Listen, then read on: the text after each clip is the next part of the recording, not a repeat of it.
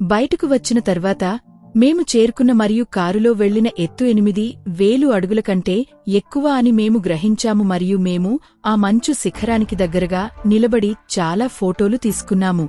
మేము దాదాపు మంచును తాకగలిగినట్లు అనిపించింది.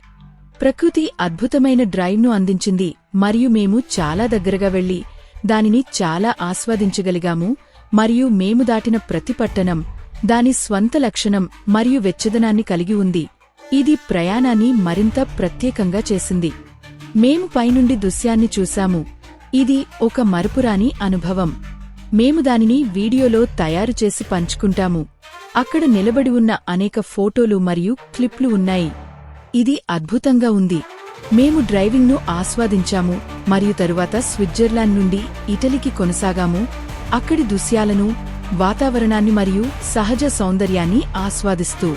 ఇది చాలా చిరస్మరణీయమైన ప్రయాణం మరియు మేము దానిని ఖచ్చితంగా తదుపరి వీడియోలో మీతో పంచుకుంటాము.